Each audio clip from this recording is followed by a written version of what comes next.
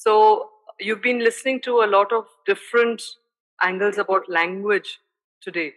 I would like to talk a little bit about the application aspect and what is the way forward with languages, and especially with a focus on the Sanskrit language. So I'd like to start by just doing a small chant here. So, Om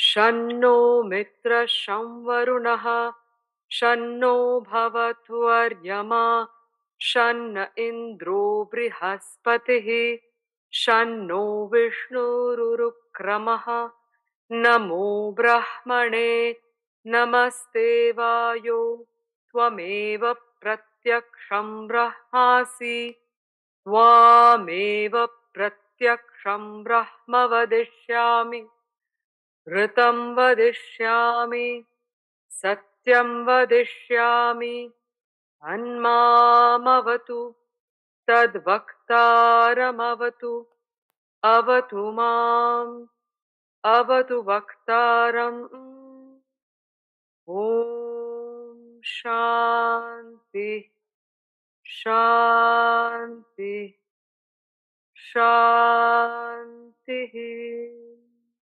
So, just to start with, I would like you to think about. We've talked a lot about it, and there are, I mean, all of you are experienced teachers also, but I think it would just be nice to re articulate a few things to get a common platform, and then we can take it up from there.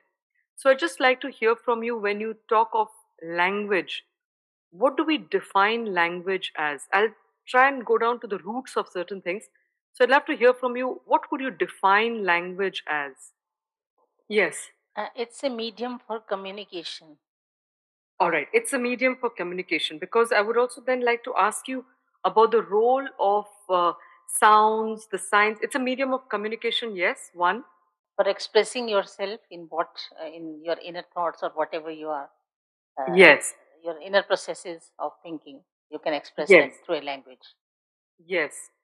What are the other functions?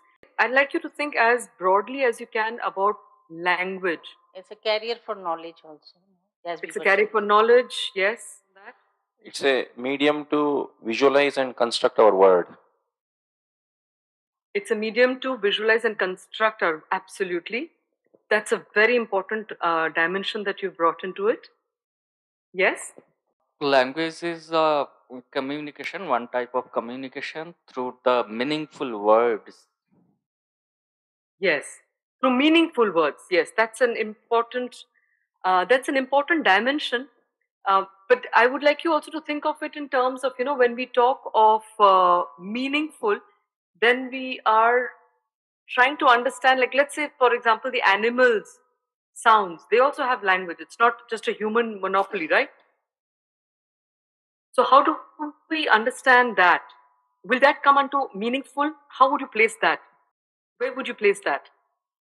Ma'am, language is an expression. It is a linguistic construct by which we try to express what we are thinking. It may be oral and it may be in form of gestures, or it may be just sign language, depending.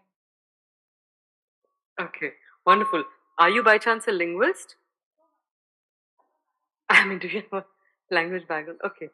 So, is there anybody else? Any last person? Yes, Okay. madam. Please. According to dictionary, it's from the root bhash, so it means to speak. So, language. Okay, okay, very interesting. So, a few things here. So, we've talked of language as being a medium of communication to convey our thoughts to some other, not just our thoughts, to convey any creature's intentions, let's say, okay, to another. So, it's not just limited to the human species, as you said. And then the other aspect of it that's very important is that it shapes worldviews. So that's another very critical aspect of language. And then we also looked at, so I'll just write it down here as we speak. So one is that it's a means of communication, communicating. I'll call it intention, communicating intention. It is also a shaper of worldviews.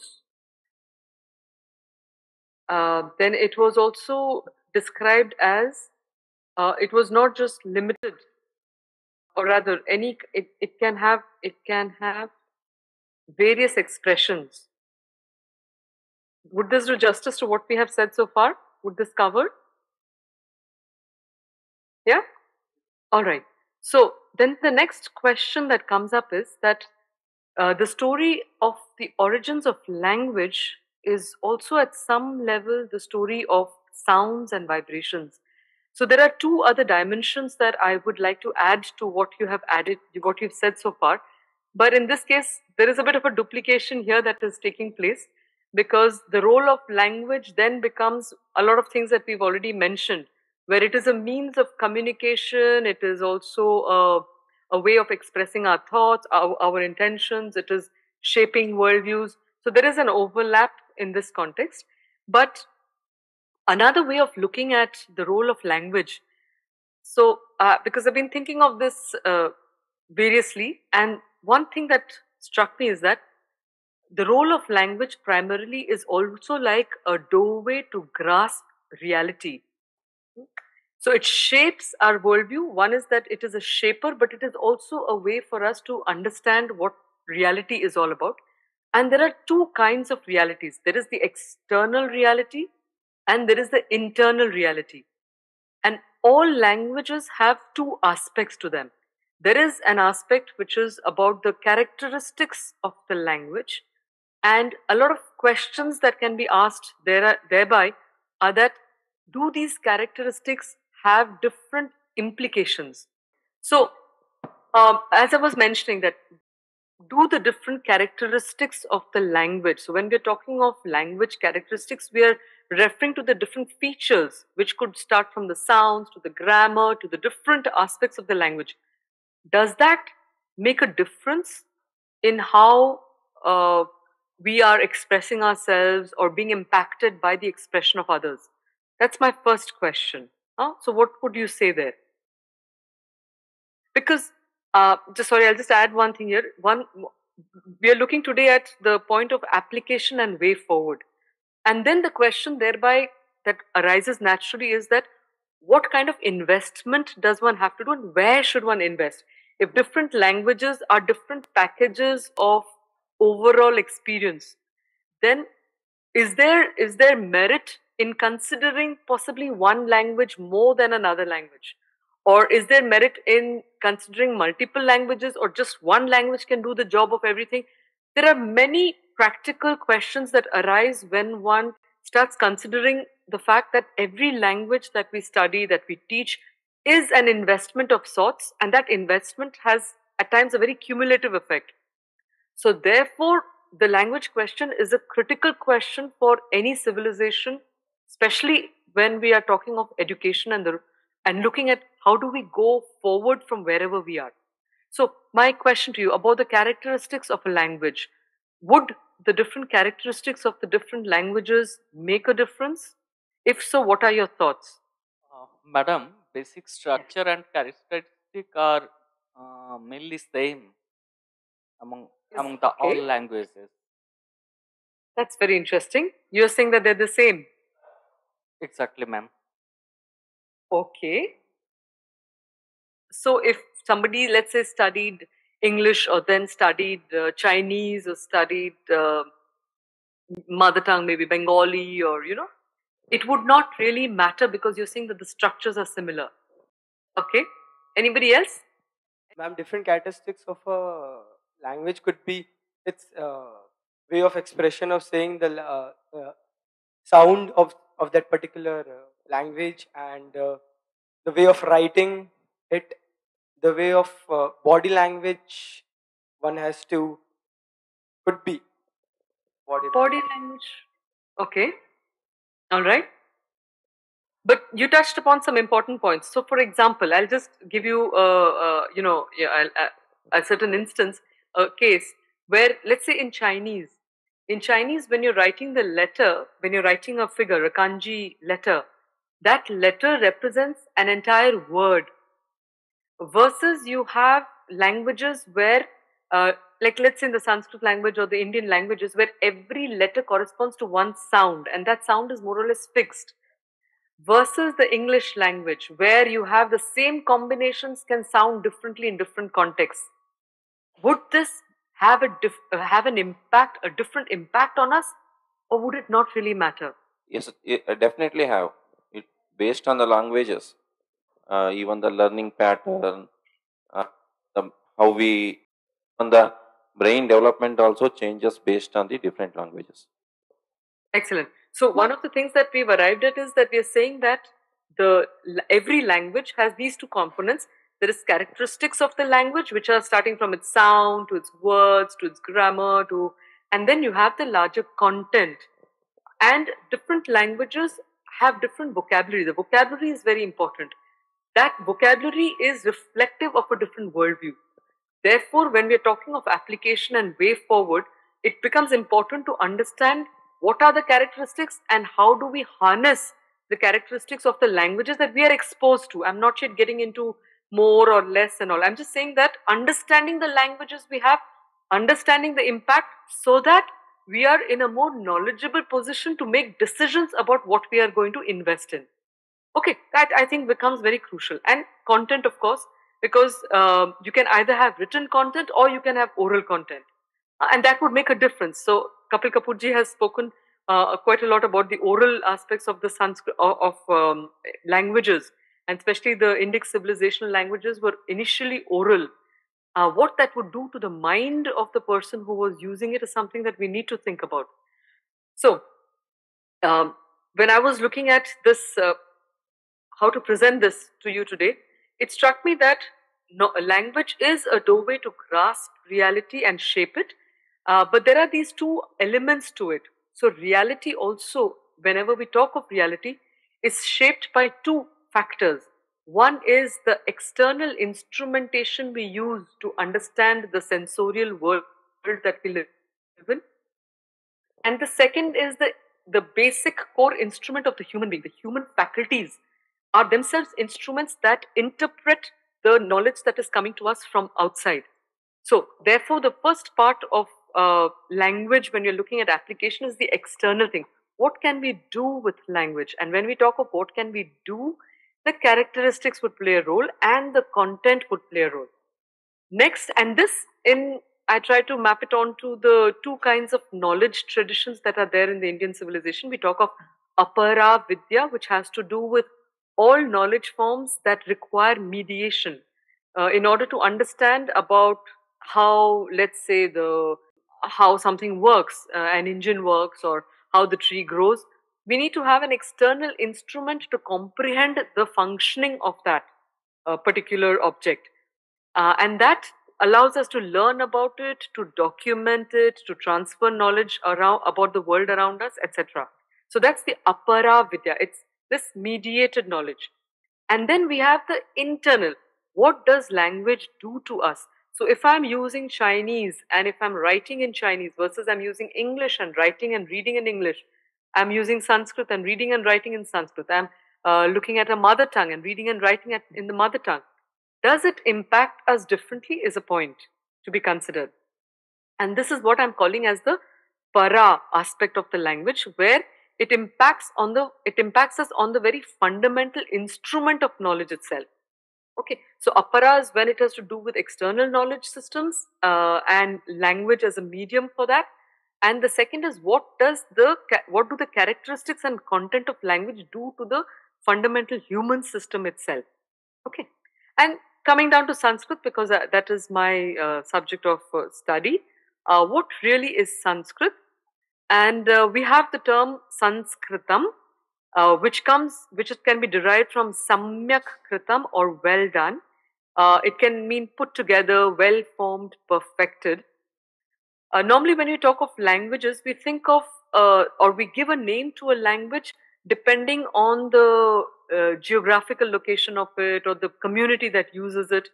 But this is one language that somehow never got associated or limited to a certain community or to a certain region. And the epithet, it's actually just like an epithet, which is like Sanskritam, because there are certain features of this language that are so perfectly done that one could not but call it perfection incarnate. Okay, and it is also known as Deva Bhasha. This can have different ways of understanding it, but the word Deva itself comes from Div, or which means uh, divine. It means enlightened, illumined. So, and which has the same root as divine. So Deva Bhasha has the element of, there is a certain illuminated quality, there's a certain enlightened quality about this particular language. So as we explore it further, we'll try and understand the legitimacy of these different adjectives or names that are used to depict that language. And it is also regarded by those who are competent to form a judgment, as in they have an exposure to various languages. It's regarded as the most wonderful language. And I'd like to also emphasize on the fact that when we are saying that it is a most wonderful language, I would never do it in comparison with the others to put anything else down. It's just that this language in itself has certain phenomenal features that can be recognized. Every language has its own beauty and needs to be respected and appreciated and learnt and taught for that reason. Okay, so I think it's not a healthy exercise to engage in, this kind of a one-upmanship, because that's not what the Bharatiya spirit is all about at the end of the day. So let's look at a bit of the history of Sanskrit and what are the origins, how it corresponds to certain planes of consciousness perhaps, and their implications. So the source of the Sanskrit language, as you would already have possibly heard earlier, is in the Vedas. And one of the features of the Vedic text is they say it's apaurushaya. That is, it is not man-made. Now, whatever does that mean? All right. So I'll take you through a particular experiment, because I talked to you about the fact that the origins of language, that language also has a very close connection with the whole theory of sound itself, the sound and the vibratory. It's a very important feature of the Sanskrit language especially. So I'd like you to do a small experiment here. I'd like you to observe your hand and tell me what you see. So I know, because it can't be too interactive here, but I guess you would say lines, texture, color, etc. Supposing now you were wearing an X-ray lens and you looked at your hand, you would see bones and some kind of a aura, like a fleshy representative. Okay. If you only were wearing, the X-ray lens, would you bother to put mehendi on your hand? I'm assuming you're all logically saying no, because it won't make sense. Let's take it a little further. Let's say maybe you're wearing an infrared lens. Then you will see colors. We are looking at the same object, but the lens we are using changes the way in which we are understanding reality and reacting to that reality. Now, if we had a lens that was really powerful and you could look into the cellular level of your hand, what would you see? You'd neither see the color, you'd neither see the texture nor the lines. We'll see cells and, vibrating living organisms. Okay. Take a lens that is even more powerful, maybe like all the way down to a quantum lens. I'd love you to be doing this as I'm taking you through it. Okay, so I'd like you to keep looking at your hand and applying, let's say, this quantum lens, where suddenly your hand becomes, a vibratory, fuzzy energy stuff. Okay. And then I'd like you to close your eyes and apply that lens on yourself. And apply that lens to everybody around you. Just to the room that you are in, to your environment. Do you notice any difference, or is it all the same? So when we are applying a quantum lens, interesting questions that can be asked is, who really am I? Do I exist at that time? But there is an I that is having an awareness of the world. So if you had to describe, if you had to use a verb to describe your state, what would it be? I'd like you to hold these answers, and then when the exercise is over, I'd love to hear back from you. So I'd just like you to hold these different mini, sub-exercises in this larger one. So as you're applying the quantum lens on yourself and the world, I'd like you to think of what are the verbs that you would use to describe that experience. What would it make sense to say, I have a phone, or I have anything? Would that make sense? Next, I'd like you to just visualize and see what is aware of things. Are you there or are you not there? And then I would like you to just tap into the experience of emotions. What emotion would you feel there? And now, very consciously, one of the things that seems to come through is our reality as vibrating energy stuff. The next important thing I'd like you to think about is that as you zoom out of that situation, so from a quantum lens, you're gradually coming into a more solid form of yourself. So I'd like you to pause at that interface of where you are starting to become the solid body. But the world around you still has a simultaneous quantum reality. But you have now a surface of a skin, you have a surface of a being. What happens to that at the vibratory level? There was a certain interaction with the environment around you. And now, as you become more formed into a solid being, those vibratory impacts would continue. And then, if there was a scope to articulate that, what would those vibratory impacts on the being express themselves as is a question. So the Vedic rishis realized very early on that if I have to talk about reality, I have to first understand. Now, they had to first understand that what they were speaking of is really what is. So they recognize at the same time that reality is colored by the various lenses through which they're perceiving them. So they silenced their minds in order to look at reality as such.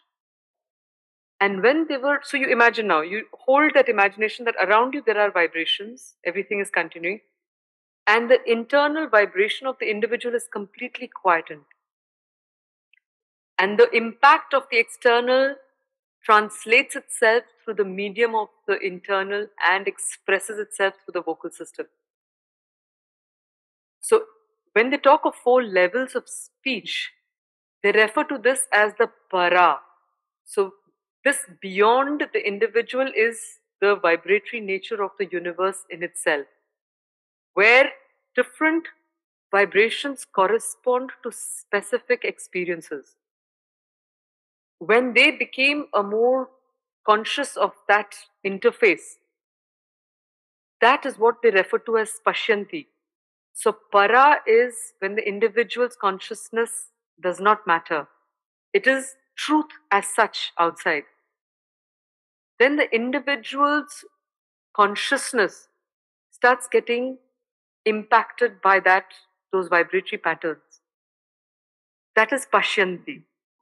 And then those vibrations get translated through the peaceful medium of the individual in the rishi, which is madhyama.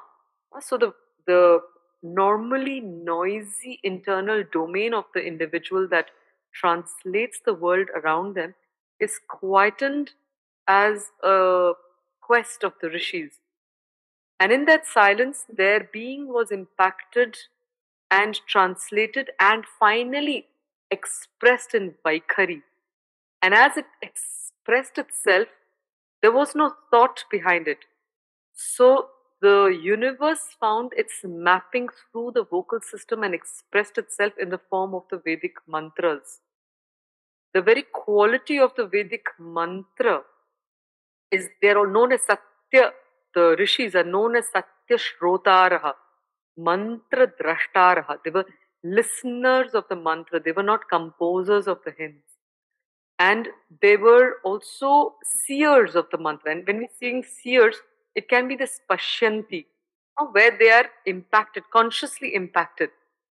So the very quality of the mantra that emerged in the Samhita part of the Vedas has the feature of communicating the experience of sounds. So when we talked of language and its role, we spoke of language as being a communicator of thoughts and intentions, in which case the medium of the individual plays a vital role. So the characteristics of the human being who's articulating that language is critical. Their faculties of the expression, their knowledge of language, vocabulary, of grammar, all of that plays a very critical role in shaping the output in Vaikhari. But when none of that exists because of the silence of the being, then what is impacted is what is uttered. And that utterance has a certain universal feature about it because it is a communication of the vibratory nature of the sounds themselves. And therefore, a mantra is nothing but a systematized sound technology, where sounds are placed in certain manner, where they would, spontaneously of course, where they would generate experience irrespective of what the human mind thinks about it or not. The human mind can either be aligned to the vibratory experience of the mantra, or it can be silent and surrendered, in which case the mantra will play itself out. So the origins of the Sanskrit language seem to have emanated from a source that is beyond the human mind, and we'll also see how that has impacted certain features of the language. I'll ask you as we go ahead here. So, because of that, the language, what Sri Aurobindo says, that this feature of the sound being creative of experience is a little different from sound communicating thought. So, when we talk language, this is another whole dimension that is untapped consciously. It's tapped by certain yogic traditions like in Tantra and the mantra traditions. They have consciously worked on that. But in general, when we use sounds or when we use language, we are not aware of the experiential features of the sounds of the language. Okay. So there are certain languages that have retained its experiential quality and certain languages where it doesn't matter. So for example, if I tell the word peace in English, you will think of peace of mind, or there can also be the piece of cake. In which case, you need to look at the word itself. So, what does sight, what does seeing of the spelling do versus the hearing of a sound and having an experience? Now, there are many things. I will just throw up certain of these questions and allow you to, ruminate upon them and contemplate on their implications later. Okay. So I'd like you to, if you've already come out of the exercise that I made you do, I'd like you to share with me maybe some verbs that you saw when you had that experience. Would anybody like to share? What did you see? Numbness. Numbness, okay. If you had to represent it, express it in terms of a verb, what verbs would come to your mind? Were you able to do the experiment, do the exercise? What verbs would have come? So, for example, in that condition of,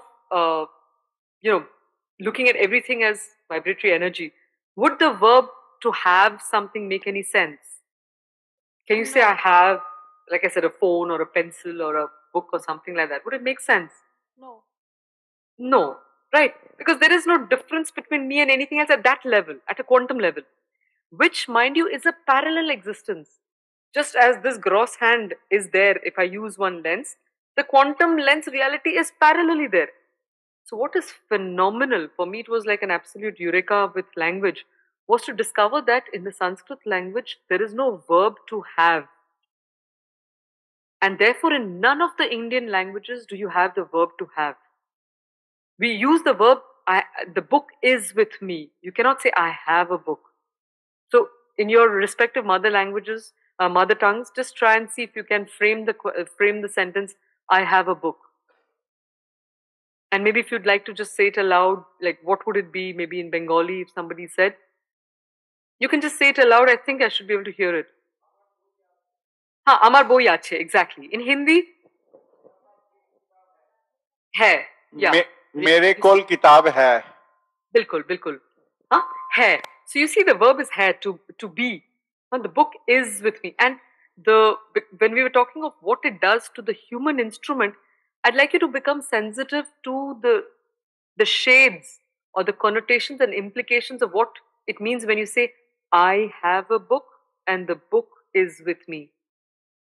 If you do this flip with all of reality, that it's not that the concept of possession is not there, but when you say I have a book, it does something different from when you say the book is with me. Okay, the concept of possession is there in both, but there is a shade in which there is a variation. All right. So, just coming back to this very quickly here, we see that the vision from which a language emanates leads important on the constructions and structures of language that follow. These are just small instances by which we can infer. So, just coming back to the origin. So, we see that the origins, the plane of consciousness from from which a language emerges, can have an impact on the implications of the structures of that language. And therefore, it is an interesting, it's an interesting point of study to try and feel the spirit of a language as well, because that also shapes our being significantly. In the context of Sanskrit, we have the Vedic Sanskrit and then we have the classical Sanskrit, which was when Panini systematized that language using certain sutras, which he derived from when he went and meditated, he heard the Damaru of Lord Shiva about 14 times, which manifested themselves in the form, where I'll try and show you that. They manifested themselves in the form of the Maheshwara Sutranis. I'll come down to that. But another very interesting aspect of language is that they say that the source of the Deva Bhasha was when Brahma was, he was uttering sounds and Indra said, I want to learn language. So Indra came and started listening to this, and the quality or the nature of that language was, you said it and it happened. He said a word and that word had meaning. Then Indra said, at this rate, I'm going to be sitting here forever. So he decided to cut up and create grammar. Indra is said to be the first grammarian. And very interestingly, Indra represents the illumined mind in Vedic symbolism. So the mind could not grasp all that reality coming at it as such, because it would imply being 100% present. Instead, it chose to reorganize the inputs it was receiving. And one of my Russian friends, Dr. Vladimir Yatsenko, he was saying that is almost like the origin of the lie, because now you could talk of a future and a past that did not exist. But anyway, as we became more mentalized as human beings, we also needed to make sense of reality by cutting it up and understanding it in our way. So then we had the classical Sanskrit, which is what Panini did. And just getting back to the characteristics of a language, and I'll talk to you about Panini. So he says that, not he says, but in general, language has these very important features. So one is lingua is the word from which, it's the Latin word from which language emerges, and it talks about the tongue. So our tongue plays a very crucial role in articulation of language. It's not the only way, because we can have sign language, but articulated language requires the tongue. But there is no equivalent really in the Sanskrit language. We call it bhasha, coming from bhash, to speak, or even from another origin, one could look at it as bha, to shine. So it is the shining component of our thoughts, of our being. And it is made of the sounds, words, sentences, and content. And what is the science of Sanskrit and its role in promoting first-person principle thinking? I'll talk about that when we talk especially of the applications of this language and the way forward. So we talk of the sounds of the Sanskrit language. So we've got the alphabet, the Varnamala as we know it, and also the Maheshwara Sutras, which is a reorganization of the letters in a special manner. Here we have the letters. Now the letters of the Sanskrit alphabet are divided in these 5 places of pronunciation. So this was what I was talking about. The language, the sounds, words, sentences, content. and what is the science of Sanskrit and its role in promoting first principle thinking is something that we will talk about. And the sounds of Sanskrit have the alphabet, the Maheshwara Sutras, and we have the different letters are placed in the 5 places of pronunciation. Okay, so you have the Kantya, the Talavya, the Murdha, the Murdhanya, the Dantyas, and then the Oshtyas. Okay, so these are the 5 places of pronunciation, and each of the letters follows a certain pattern and order in which it comes out. So the order of the Ka, Cha, Ta, Ta, Pa, these letters are the order in which sound comes out of the vocal system. And then you have the semi-vowels. So you've got the Y. So A, E. So all the vowels are also arranged there, and A, E. Y is ear, R, L, and V. Okay. So we see that is the order. So sound goes out first and then gradually goes back into the system. And then we've got the sh, sa. So again, sh, the first one is a talavya, then it's a murdha sound, and then it's a dantya sound. Okay, so you've got sh, sa, and then ha is in the chest. Okay, so there's a lot of up and down that is happening in the pronunciation of these letters. And as we know that this is something that is also, if you talk of the characteristics of a language, like supposing somebody only spoke, let's say French, they don't have any touch of the murdha region. They've got the gutturals, the talavyas, the palatals, and then they've got the dentals. So the r that we do is in French the kh. So if one only spoke French, or even if you spoke English only, the English doesn't have the soft T. The doesn't exist. That's why they say Shanti, Bhagavate, because that particular sound doesn't exist in that language. It would imply that physiologically those places are never stimulated if you only spoke those languages. Whereas we see that with Sanskrit and also the Indian languages that are derived from that, there is a very systematic stimulation of all these parts in the mouth, which correspond to all those parts in the brain as well. So when we are considering a language and the impact that that language has on the human instrument, we see that investing in the Sanskrit language and the Indian languages is not just about being proud of your regional language or Sanskrit for what it is, but there is a very physiological impact of the pronunciation of these sounds. In Sanskrit, it is extremely important also to be precise with the Mahapranas. Kha, Gha, 5 kinds of Nga, which fine-tunes the hearing in an incredible manner.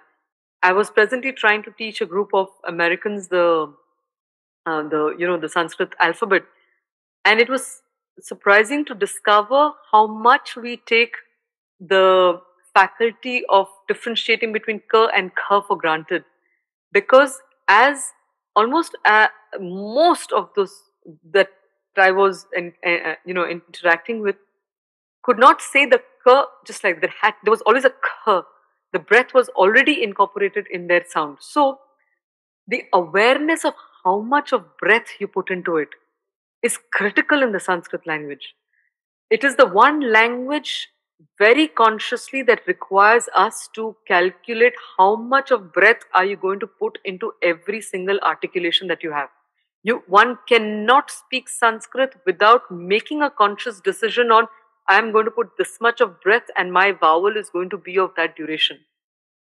What are the consequences of that? One can say, how does it matter whether I say, khalu or kalu or khadati or kadati? How does that really matter so long as the meaning is understood? Because in this utilitarian world, meaning becomes more important than the correctness and the implications of those sounds. So I'll tell you some of the reasons why understanding that precision has multiple, multi-layered benefits on our system. So one of them is, of course, that when one of the most important features of our existence is our breath. We breathe, we are. We don't breathe, we are not. And because our being is comprised of prana, the movement of prana, which is blocked, unblocked, will determine how we feel physiologically, how we feel psychologically. But we don't necessarily contemplate about the nature of our breath. With this language, we are mandated to take into account what is the quantum of breath that I'm going to express in every single letter that I articulate. Which means that when one is speaking this language, it requires something in us to also step back and make a decision on something as fundamental as breath. So speaking Sanskrit becomes like a kind of a pranayama in itself. Okay, where one is taking into consideration and managing one's breath simultaneously. The benefits of that, all these are very subconscious benefits that one accrues as a result of doing this, is that allows the being, the consciousness of the individual to become fine-tuned about something as involuntary as our breath, which is one of the objectives of the entire yogic approach to life, which says, how can I make everything that is involuntary into voluntary? So, our triggers that we get from the outside world, our internal faculties, to what extent can we gain mastery over all those involuntary movements of being? Because the more one is able to do that effectively, the more mastery one gains about life, on life and life circumstances. And this Ishatva, no? So again, in the morning there was a discussion about God and the fact that Kapilji was saying that, the concept of God with the G capital doesn't exist. So when we did that quantum lens exercise, there was, I think all of you would have experienced a sense of an incredible expansion of being, because the contours of our being as we perceive it suddenly vanish when we quantumize our existence. And it is this expanded nature of being, which is the root of the word Brahma that comes from Brah. Brah means to expand, to increase, to augment. So Brahma is this experience of infinite expansion. And it's not a quantum of expansion. It is a quality of being. So this experience of expansion, even in the minutest, is an experience of Brahma. And very interestingly, there is a Upanishadic line which says, Brahmavit Brahmaiva Bhavati. The knower of the Brahman becomes the Brahman. The very quality of the Brahman is such infinite expansion that if there is any shade of limitation, one will not understand what it implies to be infinite. So in order to become infinite, in order to know the infinite, one had to become the infinite. And when you have this mantra, the Bhojana mantra that is often recited, which says Brahmarpanam, it's from the Gita. It says Brahmarpanam Brahma Havihi Brahmagnau Brahmanahutam Brahmaiva Tena Gantavyam Brahma Karma Samadhina. So this Brahma that you keep doing also has a certain phonetic benefit on the individual. So that that you're doing also helps to create a certain expansion of being, potentially. I'm not disregarding other factors. Potentially. And it is a mantra that can only be articulated, or it can be expressed when one lives in a quantum consciousness reality. So when you live in that reality where everything is nothing but expansive energy stuff, then who is eating, who is offering, what is being offered, everything is nothing but that. And the whole purpose of existence as per the Bharatiya Jivana Drishti was to arrive at that expansiveness within the experience of the minute. Within the formed, how can you experience the unformed? Okay, and that was what moksha, or that concept of liberation. Because when that happens, when we become master of the circumstances, then we are Ishvara, coming from Isha, that lordship, Isha, Ishvara, Prabhu. All these words refer to this capacity of mastering of one circumstance. We talk of Bhagavan. Bhagavan is one who possesses all the wealth and all the riches. So one who has no lack. If you are everything, then one has to be Bhagavan, because there is nothing that you would lack. Right? So we see how the words themselves are creators of very profound experiences, which the word God in itself does not fully encompass, because the word God, and there would be a bit of a challenge, because the word God is a translation of terms in Aramaic and Hebrew, which have different connotations again. They're not the same as what we have limited our comprehension of God to. And then, of course, there is the understanding that that energy stuff is also there in the form. So therefore, the form itself can also be potentially divine. We are not limited by the non-formity, if I may say that, of this energy, supreme energy stuff. Okay.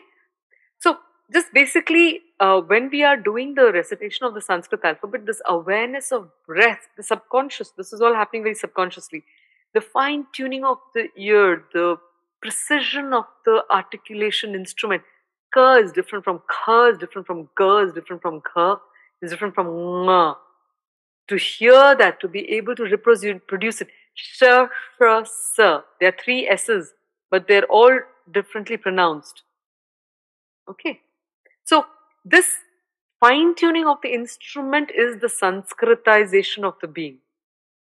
So if we are talking of the application of language, we can suggest that languages that help in their investment help us to fine tune various aspects of ourselves simultaneously would be languages that are worth considering for becoming vehicles of mediums of communication.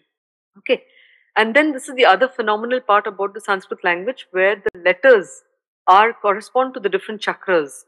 So the 16 vowels are in the Vishuddha, the next 12 are in the heart chakra, they are in the heart chakra or the Anahata. The next 10 are in the Manipura, the navel chakra, the next 6 are in the Swadhisthana, and the next 4 are in the Mooladhara, in the base chakra. And then you've got the Ham and Ksham, which make it the 50. So this is the Mantra Purusha. So if somebody says, how does it matter? I can say, Shanti or Shanti, it should not really matter so long as everybody understands I mean peace. But you see, Shanti, Ta belongs to this group.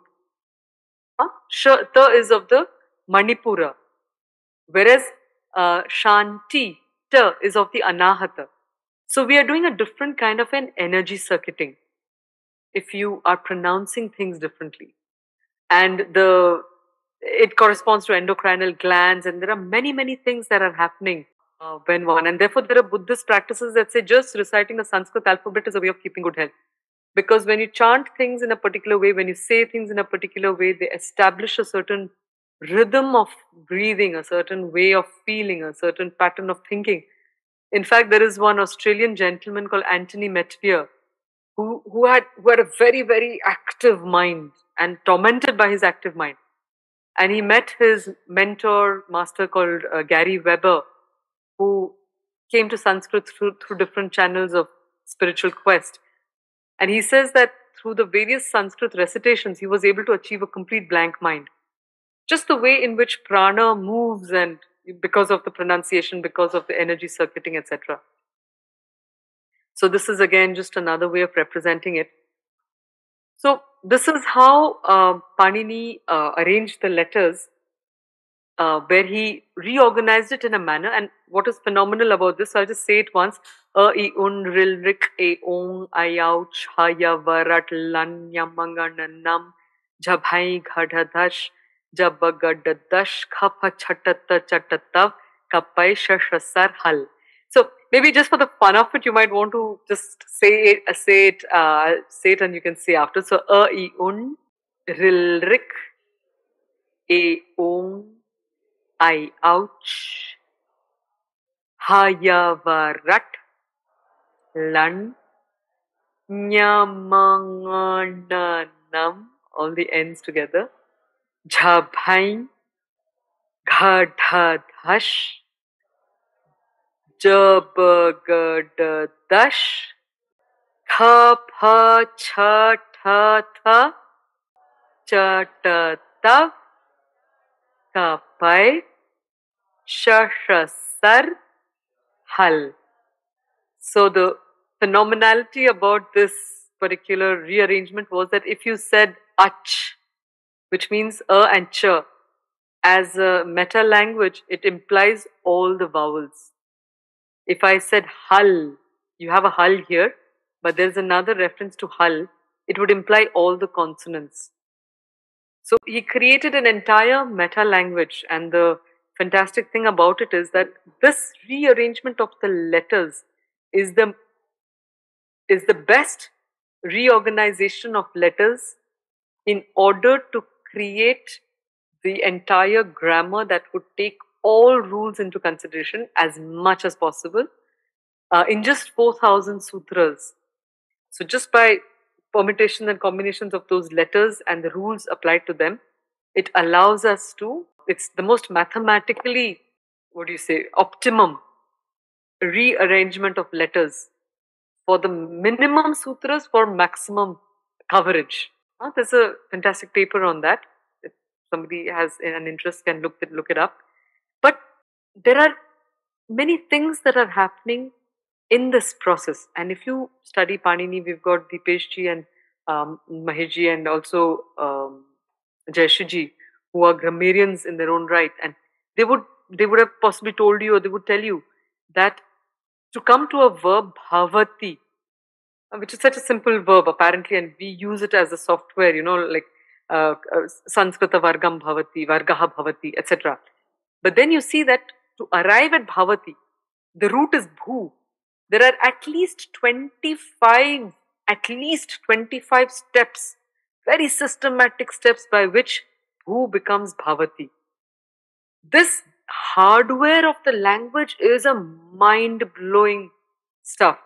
In fact, the fathers of computer, when they came across Charles Babbage and all, when they came across Panini's Ashtadhyayi, they said it was as if we were reinventing the wheel.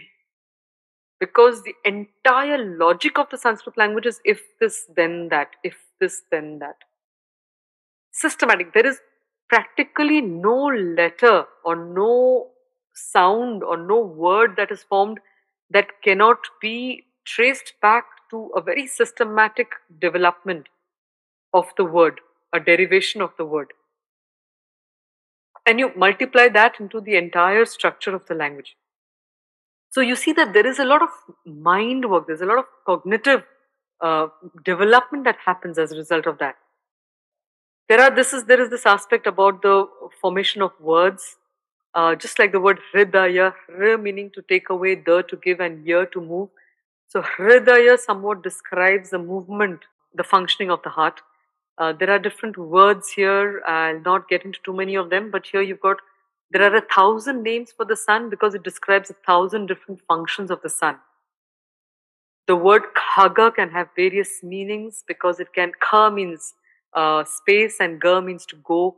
So it can be a sky goer, plane, clouds, it can be anything, or a bird, which is what is usually associated with it. Words like Shanti and Om are creative of experiences directly. These are non-translatable. Brahma is not God. As I just explained to you, the word dharma is another phenomenal one because it comes from the root dhr, but what are you upholding? One is upholding the best, the very best that is possible at every moment. It's a whole worldview that says that if one could be 100% present, which is what satyam really means. Sat, it comes from the verb as, to be. Satya means beingness. If one could be 100% present in the moment, one would be impacted by the knowledge of the best thing to do because you're fully aware of the truth of the moment. So the concept of dharma is associated with satyam, ritam, the action, the right action based on that satya. So there is a vision of an ideal, there is an execution of that ideal in rita, and there is a brihat, or the vast. So dharma contains all three in it. Okay, and it's a non-translatable. Okay, and then there is the practical psychology with the word sukha, which means excellent spaces, inner space. Primarily has to be excellent. What does that mean? There's a whole thinking around it. Vairagya is very simplistically portrayed as detachment. But literally, it comes from not allowing oneself to be colored by whatever one is encountering. Because if one is colored, then the lens is colored. The moment the lens is colored, whatever we are perceiving is necessarily not as such. Okay. Apatti is another fantastic one because it means objection normally, but it also means that which falls upon us, which is a realization. So just this one word is like the whole secret of communication. Because if I'm saying something and I think as a communicator that I have to communicate what I'm saying, I mean, the goal of every communication is I'm able to effectively present what's in my head into your head. Right? The more I do it with minimum words and as identically, the more effective I would be as a communicator.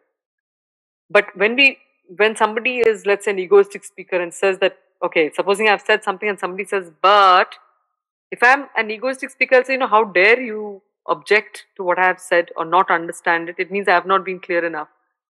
But if one realizes that apatti really means realization, it would imply that when that fellow is saying but, it means that they've had a realization that everything has not been fully said in the way I can comprehend it. So if one really wants to be a good communicator, one must encourage apattis. Because then as a speaker, you have to creatively represent what you have to share. Alright, and then so that communication is as comprehensive. That is what basically Sri Krishna does in the Gita. It's not that he's presenting, 18 different ideas in his 18 chapters. He's presenting a few ideas said in multiple ways because Arjuna keeps saying but, and he says, but you can also look at it like this and you can also look at it. It's the same message that he's trying to give more or less, that you have to follow dharma. Come what may, irrespective of who's there, if you are fighting on the side of dharma, you have to do it. Okay. And so the same message, but he took 700 verses to do that. Okay. Because of the recognition that the more comprehensive and inclusive the communication, the more effective it is as for a communicator.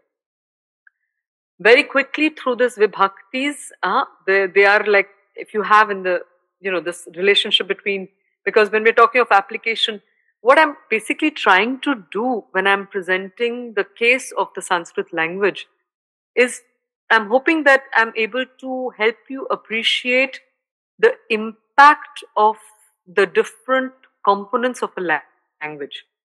So when we're talking of the sounds of a language to when we're talking of the words of a language, what is it and how is this that it shapes our perspective on things? If you have, for example, one word for the sun, which is sun, versus 1,000 words for the sun, how does that impact the mind that is, using words to express reality? What are the different angles? You can imagine looking at the same thing through 1,000 different angles. What does that do to the mind? Okay. Another important feature is the sentence structure itself, and important to as teachers to understand how the brain functions here. The right brain looks at reality through images, and the left brain through language and reason. It's linear because it has to say one word after the other, after the other. So it has a limited. It can utter something like 150 words per minute. Okay, or it can think of 150 words per minute. Whereas the right brain looks at the reality through images. So it's processing 1,000 times faster. Not 1,000, sorry, that was an exaggeration. About maybe 300 images, 300 components are captured, possibly.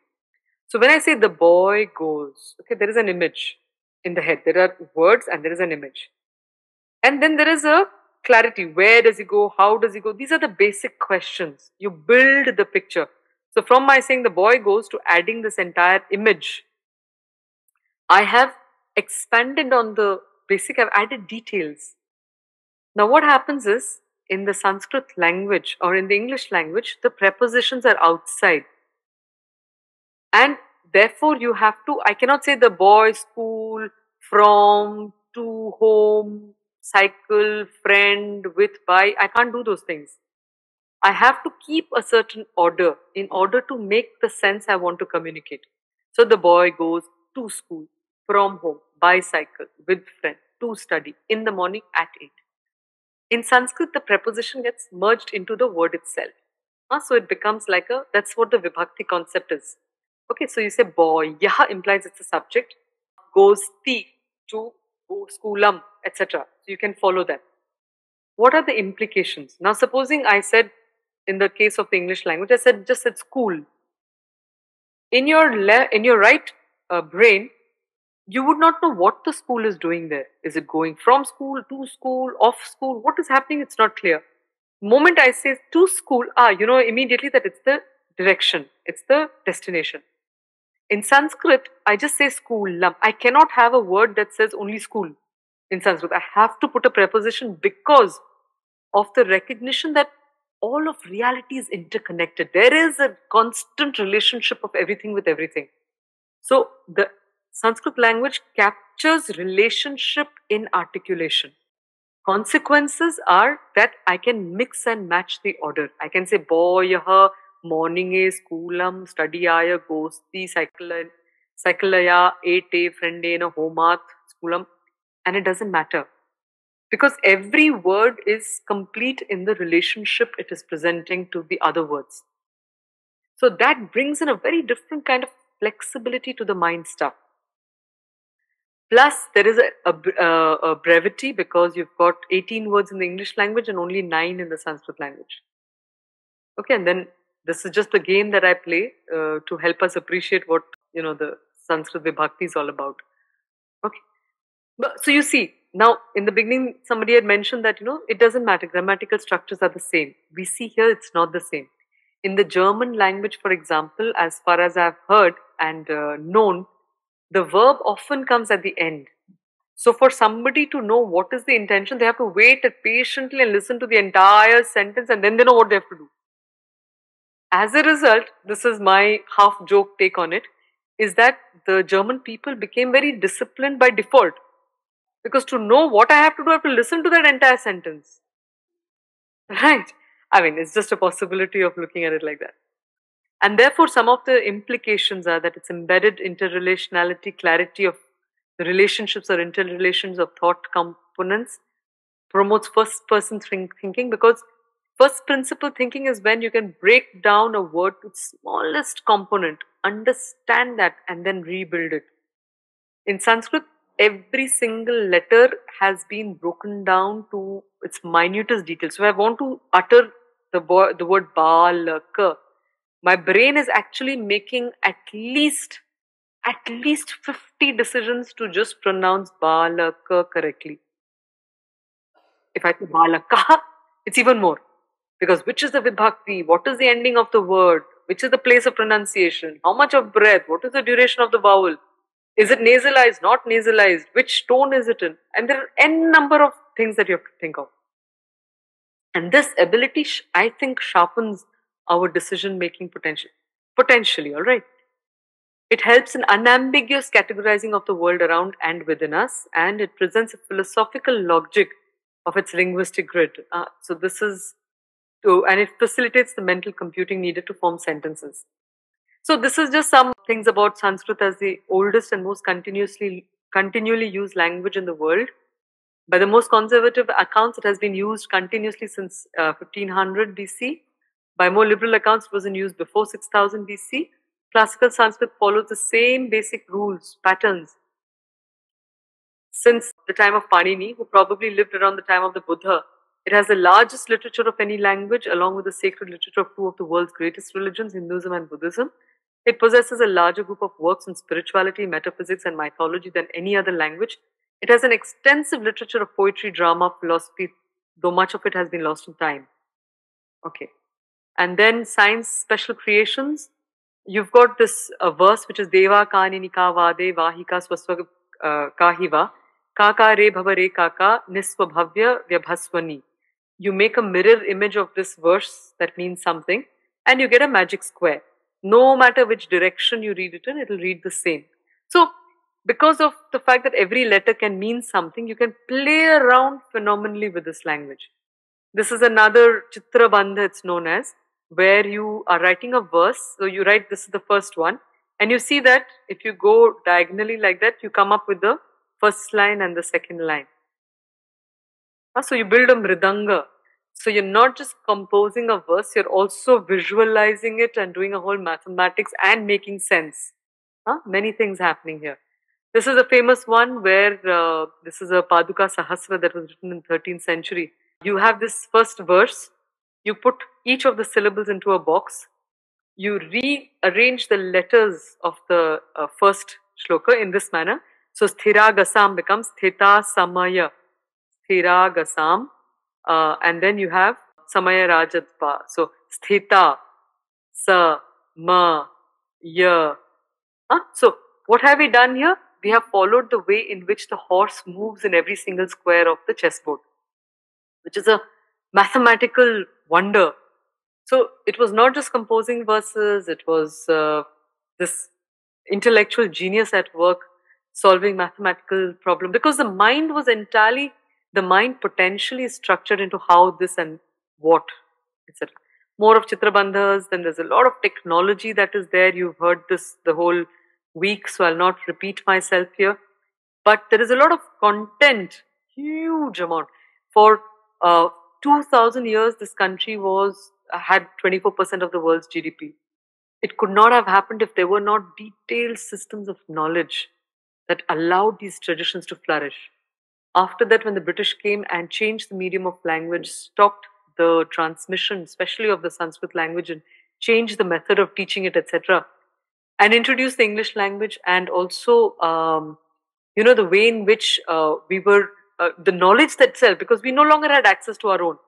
We had to therefore borrow knowledge from abroad. And therefore the medium of communication had to be English, because that was the language in which this was being written.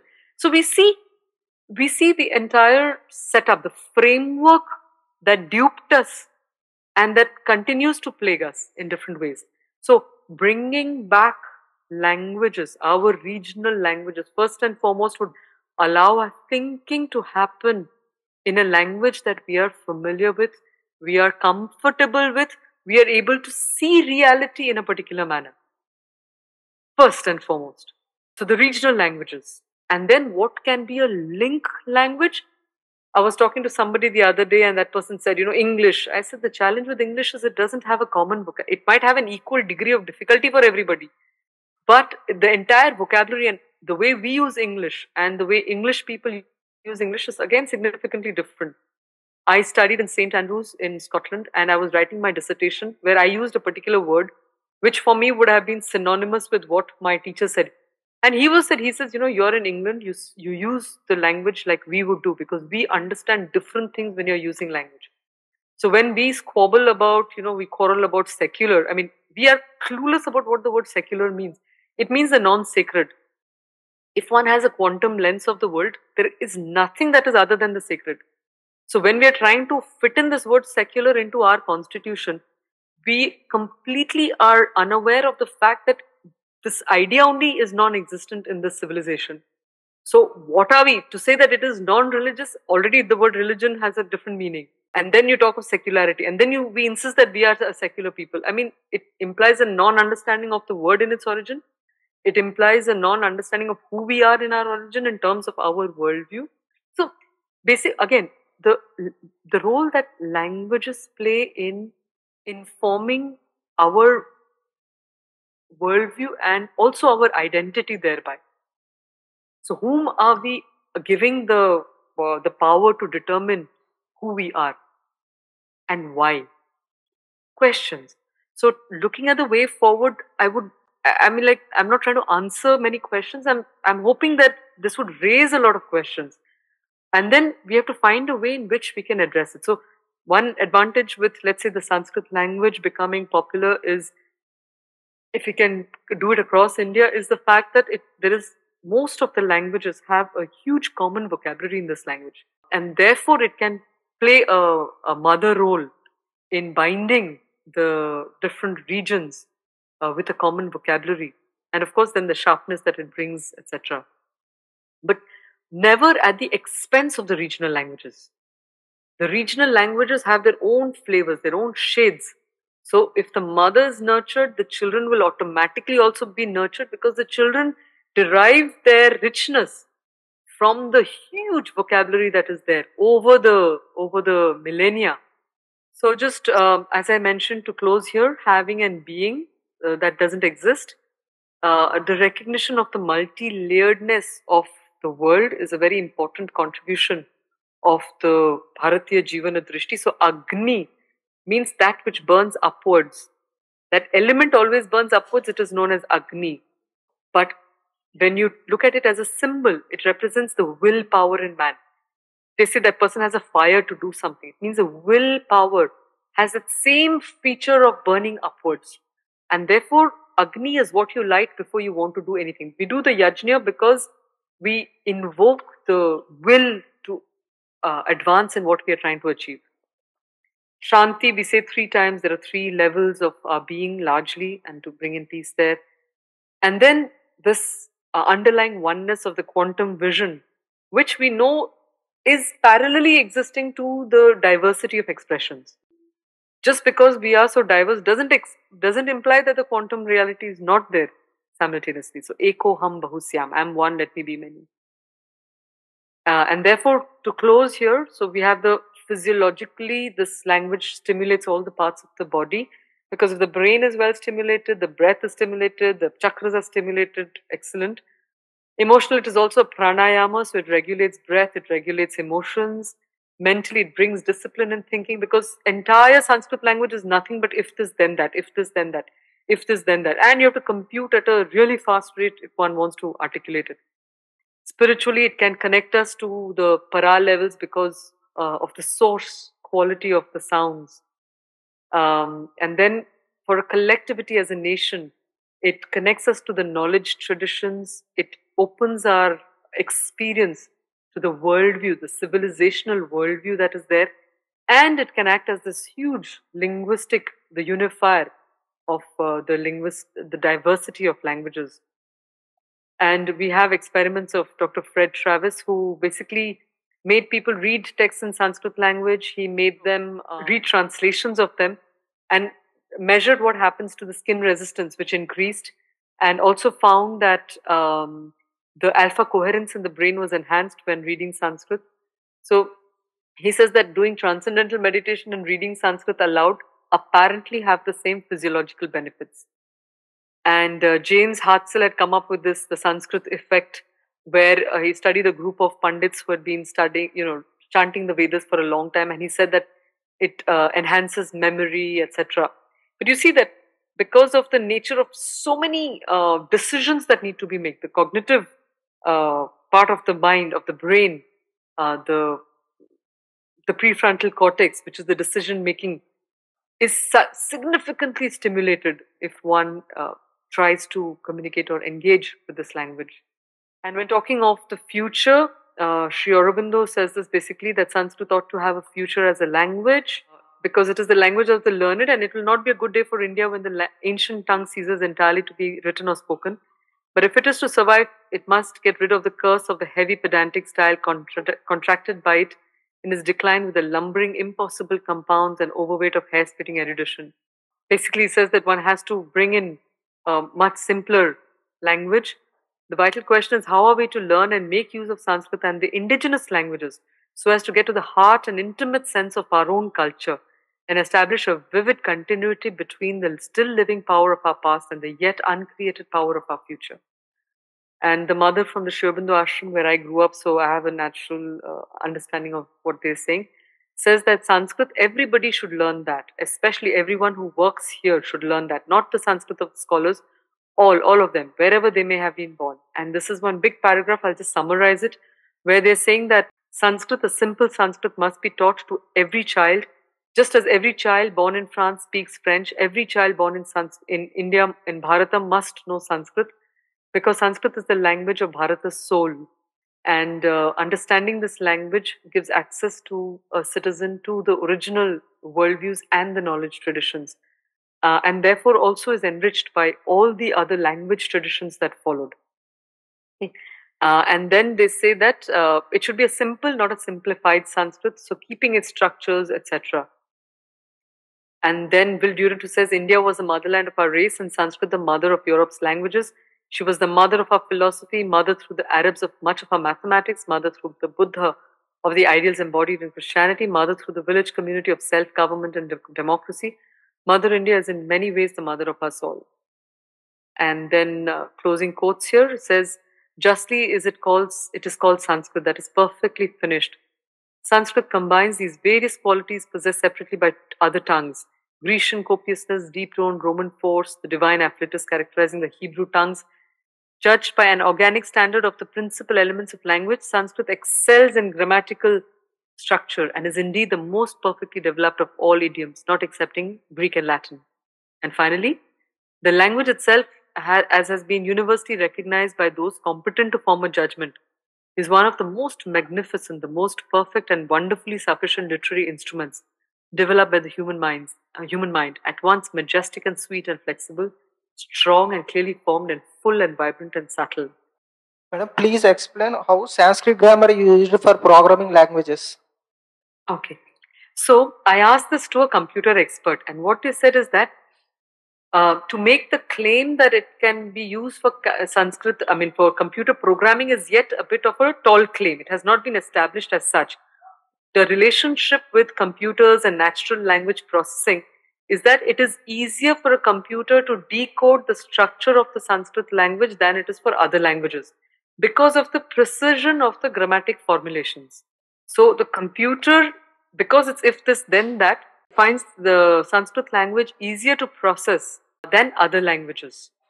Madam, मैं अभी एक representation आपकी slide पर था, हाँ, जिसमें आपने lump वम रम यम इसके लिए लिखा है कि एम साउंड नहीं होगा, वम इज प्रोनाउंस्ड एज वंग, NG sound.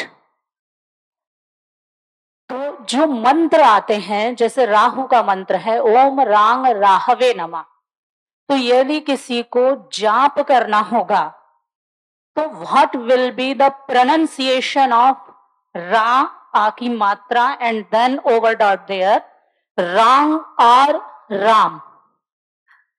So this is an interesting one. जब वैदिक चांटिंग हम सीखते हैं ना, तो वैदिक चांटिंग सीखने के वक्त ये बोला जाता है प्रातिशाख्यों में कि अगला जो अक्षर है उसके बेसिस पर अनुस्वार का उच्चारण होता है नॉर्मली। हाँ, तो आप जो बोल रहे थे रांग रवये नमा, राइट? रांग राहवे, क्या बोला आपने? राम राहवे नमा, रा रा आ की मात्रा, देन अनुस्वार इज देयर। स्पर्श व्यंजनों में यदि का वर्ग है तो उसका अंतिम वर्ण आएगा अनुस्वार, हो तो और अगर पा वर्ग है तो मा आएगा। लेकिन यार अलावा सा श हा, इन वर्णों में फिर किस अनुस्वार का प्रयोग किया जाएगा, मेरा ये प्रश्न था। तो जैसे कि ये ना अलग अलग वेद पाठों में थोड़ा सा अलग अलग होता है। जैसे त्र्यंबकै यजामहे, कभी कभी वो वैसा बोला जाता है बिकॉज द य कम्स, सो वो का त्र्यंबकै यजामहे हो जाता है। हाँ, सो बिकॉज वो यकार इज इट्स अ तालव्य साउंड, ई इज अ तालव्य sound, so it will get त्र्यंबकै यजामहे। हाँ, र का थोड़ा मूर्धा जैसा है, सो रंग राघवे राहवे नमः। So this can be, but अलग अलग प्रातिशाख्य में इसका अलग अलग थोड़ा उच्चारण होता है, एंड वहां पे आप जिस शाखा को फॉलो कर रहे हैं उसके प्रातिशाख्य के अनुसार आपको करना पड़ेगा।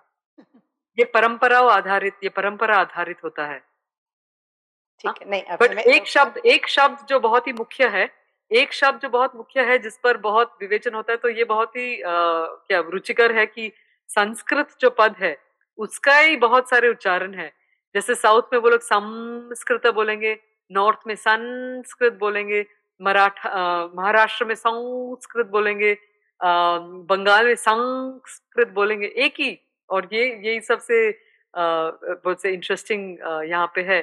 तो मेरा वहां पे ये कहना है कि हम अगला वाला अक्षर देखें, उसके अनुसार हम उच्चारण करेंगे। तो अगर संस्कृत है, सकार दंत्य है, तो संस्कृत मेरे अनुसार से होता है, बट हर जगह में वो अपना परंपराएं कोट करके वो आपको बताएंगे कि नहीं यही शुद्ध है। तो ऐसा, इसलिए वो परंपरा का आधिपत्य भी होता है, उसका भी प्रभुत्व होता है। I'd love to hear your thoughts, and we'll end with this mantra. And we'll do it with this action of sarve, everybody, bhavantu sukhinaha. So we create this excellent space within us, sukhinaha. Then sarve. So I'll say it and I'll do it. So it means everybody be happy, everybody be without disease, niramayaha. Everybody see the good. There's a lot of mirror neuroning in this. Okay, I'll tell you. And ma kashchit dukkha bhag bhavet, let nobody have any sorrow. Om Shanti, Shanti, Shanti. This one is simultaneously a mantra of responsibility. Because if I'm saying let everybody be happy and I am unhappy, then I don't have the adhikara to utter it. If I say everybody be without disease and I have got corona and other diseases, then it doesn't give me adhikara to say it.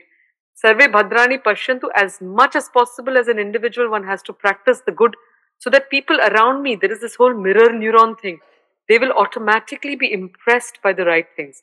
Let nobody have any sorrow as much as possible. We are all humans and falter, but as much as possible to avoid giving pain to anybody else. So we'll just say it. I'll do the action and you can say it along with me. Okay. So, so I request you to open your eyes and just follow the actions that are there. Okay. So, Om Sarve Bhavantu Sukhinaha. You can repeat after. Sarve Santu Niramayaha.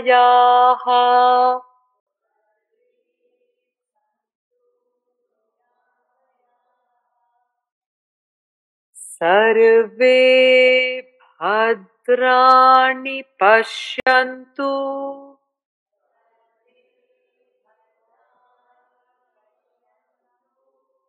ma kaschit dukkha bhag bhavet. Together. Om Shanti Shanti Shanti.